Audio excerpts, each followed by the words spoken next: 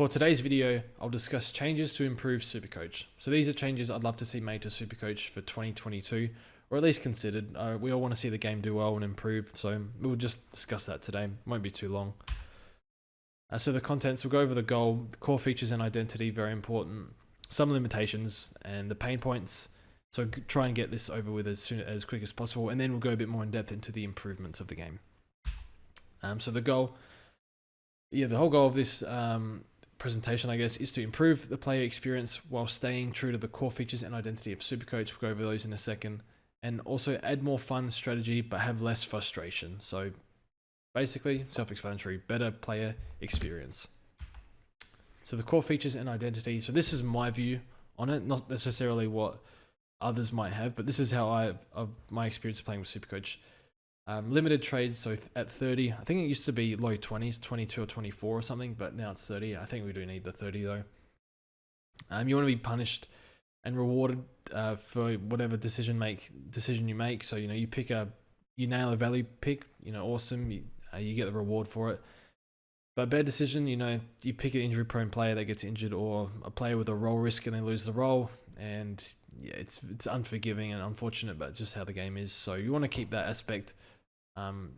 Keep the game simple, don't want to make it too hard, but also not make the game too hard. So in terms of playing the game and not just, user interface and stuff like that, and understanding of the game. And also, my view on this game is it's mostly skill and there's some luck. I'm not sure, it's like 80% skill, 20% luck, I don't know. But for the most part, I think it's mostly skill and some luck, you can't really control. So yeah, for the most part, keep it that way.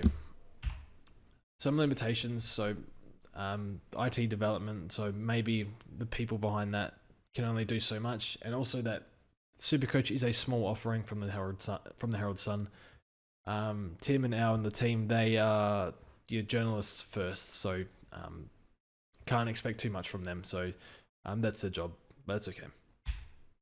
So some pain points that we can address in our improvements to the game. So there's a lack of DPP to swing players. This can be frustrating. For example, say we have a dead rookie from the get-go, which is my next point, and you can't really trade them out. You have to wait for them to come back, but they're also stuck on the bench, so it puts the bench under pressure. So dead rookies on the bench, dual position players. We want more dual position, and not only that, but also adding dual position could help. But we'll discuss that in a moment. Injuries and laid out, super frustrating. There's not a whole lot you can do about these, but you can help the situation, not fix it, if that makes sense. And also a lack of time and time restrictions. So, there's nothing worse than checking your phone half an hour before a game with laid outs. Again, there's not a whole lot you can do about it, but there are some things you can do to make it a little bit easier. So the first improvement is the GWS player refund. So GWS players come with a 4-week warranty. Trades will be returned to the total trade count if something bad happens to them within this time period. So as we know, this is just for Giants players. So Giants players, they generally never work from start to finish. It's injury, it's role change. Leon Cameron doing something. Okay, this is a joke, but we'll get to the serious point. But for real, I have 3 GWS players right now, and it is a nightmare. Already one of them's gotten injured, and I've only had him for 2 or 3 weeks, or 4 weeks. But anyway, onto the more serious stuff. So 1, add dual position. So straight from AFL Fantasy, you have to give credit to them. And if people say, oh, why are you copying AFL Fantasy? Well, we are. We're just trying to make the game better. So we say, if they're trying to flame Supercoach players, we just say, yeah, we are, sorry, but thanks for the idea. Yeah, thanks a lot. That's pretty much it. I'm not going to argue back. They're right, we're copying, but we can make our own adjustments to suit Supercoach. So add dual position players once for the year, after 8 rounds. So in AFL Fantasy, for example, they're added in round 6, 12, and I believe 18, something like that. But for us, adding them in later in the season, where we don't really have the trades to sort it out, it's very complicated. So say after 8 rounds, this is sort of around 2 or 3 weeks after we start upgrading. So we have a lot more time to plan for it. And also players, will get a bigger sample of whether they actually deserve that dual position as well. So, so we can plan for upgrades, because it's impossible to plan for DPPs in round 16. We don't have the trades to do it, but in round 8, it's more realistic, if that makes sense. So, yeah, positives are we have more relevant players, whether that be rookies, or premiums, maybe even mid prices, who knows. More DPP flexibility, so dual position, so swinging, for example, like Zeeble and Hole this year, we could swing them in defense if that was possible. One negative is planning for a dual position player who might not get it. So maybe we're planning to bring someone in round 8, round 9, and it's very, very tight whether they get it or not. I think it's a small price to pay given the flexibility and the addition in more players that it gives us. I think it would be great. So that's the first improvement I would make. So 2 is your emergency trades or emergency trade. So once or twice, I'll get to that in a second, for the season, a coach may activate an extra trade during a round. So the total trades remain at 30. So basically, round 6 comes, for example, people starting to upgrade. You can't upgrade because you have an injury, but what you can do is activate an extra trade to address that injury, and then you won't get behind on upgrades, because I've discussed in previous videos, being behind on upgrades is very punishing because you're fielding one less rookie, and because you only have the 2 trades, or one more rookie, sorry, and because you have 2 trades per week, you can't really catch up to the people who have an extra upgrade.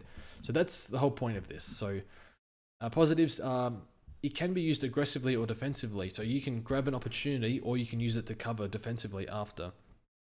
A negative is it might be too powerful, in terms of it might, for example, someone that has no injuries that just use it early, it's going to be hard to catch up to them, rather. So that's the only potential downside I see. But I think the whole point of this is to,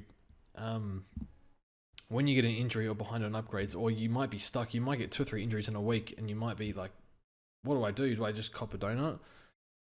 This would help that situation. So would I do one extra, but no extra trades, so still total at 30, but would I allow to activate this once or twice during the year? I think probably once, but I wouldn't be against twice, but maybe something to consider.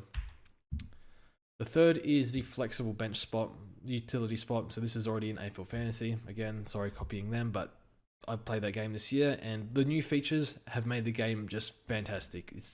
Overall, it just feels good to use. So the M11 mid bench spot, which used to be R4, but then it became M11, becomes a utility position for any rookie in any position. So yeah, it's basically just your M11 turns into a rookie that can be that has any position, so you can chuck him there.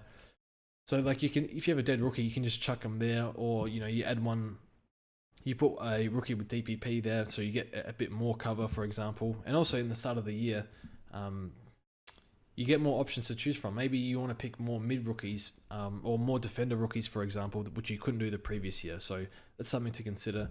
I don't really see any downside to this. Just again, flexibility is king in trying to improve the game, as long as it's within the core values and identity. The final one is reverse trades after a game has been played. So this is already in AFL Fantasy, so again, copying them, but this is something that probably should have been added a long time ago. I'm not sure if it's not possible, but pretty simple. You don't want to be locked into a player who might be laid out. It's happened this year, I think. I can't remember who, but yeah, bringing in a player that, especially with Sunday emergencies as well, we don't know for sure if a player is playing or not. This will give us a bit more time and flexibility, so we're not locked into players. So pretty much be able to reverse trades if they haven't played after a Friday night or a Saturday afternoon game, basically. So that's pretty much it. Let me know if you have any other ideas. Hopefully these ideas are good. If not, let me know. But yeah, thanks for watching the video. And I think the main thing with this is I want to see the player base and Supercoach improve in numbers. So I want the game to be bigger. Having more features is more things to market and more things to talk about, which can only be a good thing for Supercoach. Sure, not everyone's going to love them, but for me, I think they're all would improve the game. So that's the best interests of Supercoach is at heart here. So yeah, thanks for watching the video, and we'll see you guys soon.